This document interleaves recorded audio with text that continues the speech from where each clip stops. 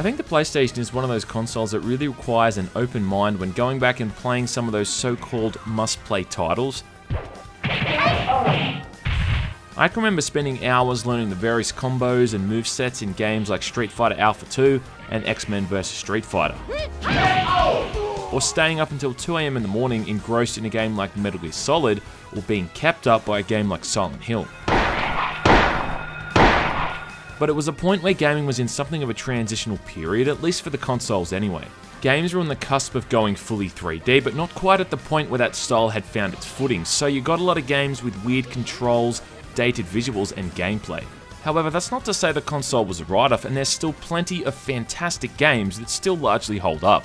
Medal of Honor, I think, is one of those games. Developed by DreamWorks Interactive in 1999 for the PlayStation exclusively, it was, I think, the first World War II themed first-person shooter released for consoles, and definitely the game that helped popularise the genre.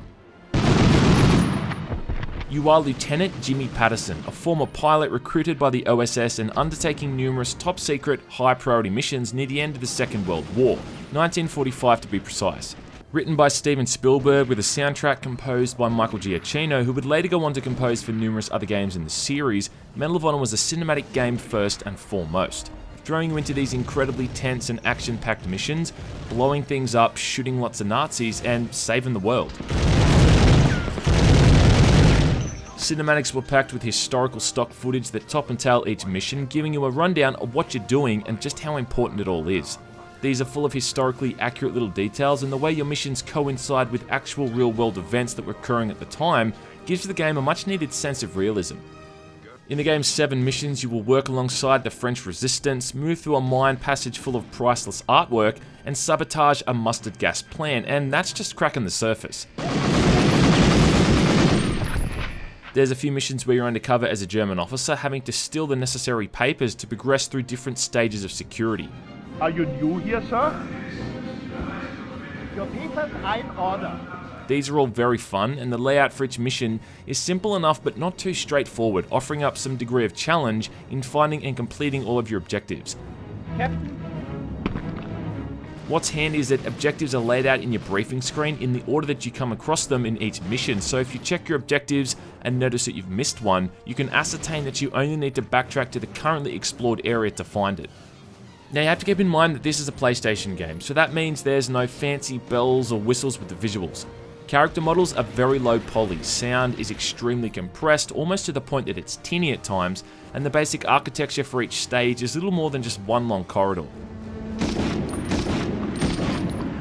I'm running my copy on a PlayStation emulator, and the game does look a little better at a high resolution, though it's obviously still using its original aspect ratio.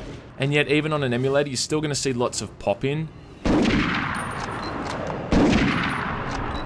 character models kind of swirling around, and very low resolution textures. It's no Crysis engine, let me put it that way. It's almost like you got to use your imagination to fill in the blanks. And if you can't do that, then I question why you're spending your time playing such an old game in the first place. One thing that is a bit off-putting initially anyway is that the game has something of a weird control scheme. Now, it does support the analog sticks, however the way they work is by default a little bit tricky to get the hang of. The left stick moves and rotates, whilst the right stick strafes, whereas normally in modern games, the left stick moves and strafes, and the right stick rotates. Shooting is something of an auto-aim system where bullets will magically hone in on whatever you're aiming at, but if you press R2, you can bring up a crosshair, allowing you to make some more precise shots, useful for rifles and, well, just every weapon in general, actually. This can be a bit finicky until you get the hang of it, but overall the shooting is pretty good without being too slow or boring.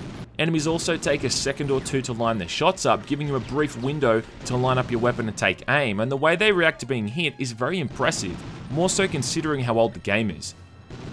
They'll often fall over or stumble down to one knee, and you're even able to knock the helmet off their head with a well-placed shot.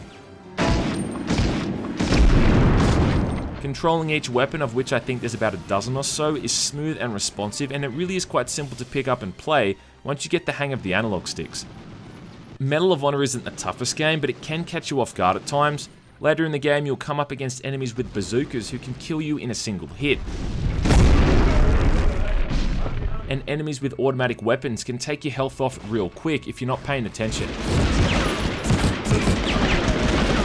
When you are killed, it's a mission restart. Now this is a bit of a pain in the ass, however missions are generally broken up into smaller sections, and if you do die, you quite often won't lose too much progress.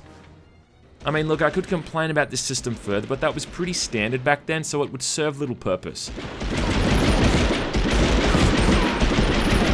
Overall, you can really see a lot of elements and mechanics in this game that would ultimately carry over to the World War II FPS genre, you know, hopping on mounted machine guns and sticking C4 into various pieces of machinery just as an example. In a lot of ways, Medal of Honor Allied Assault is a much more refined version of this game. In fact, some of the missions directly mirror those seen in Medal of Honor, but that doesn't mean this game isn't worth playing. The modern iterations of the series are shadows of what the series used to be, but these old games still do offer up some sort of value regardless. Honestly, I still find this game immensely playable. It is for the most part a product of its age, but it's largely a great shooting game, mired only by the aging technology than the concept itself. Anything else I could come up with to complain about would be something in regards to how the game has aged over the years, and I don't think it's fair to look at it that way. I mean, when it came out, it was top of its field for console shooting games, and that's something worth keeping in mind. If you can overlook a lot of the dated mechanics and manage to sweep away the cobwebs, so to speak, it's a very entertaining experience, with accurate sounding weapons and a fantastic soundtrack to boot. I've always said the sound and music in the Medal of Honor games has always been amazing, and for this game, that statement definitely rings true. The overall campaign will take anywhere from 8 to 12 hours to complete, maybe less if you get the hang of the controls early on, and I snagged my copy from a pawn shop for a measly $10, which also came with the sequel, Medal of Honor Underground. And in the next video, Sunny Jim, that's the game we're going to be taking a look at.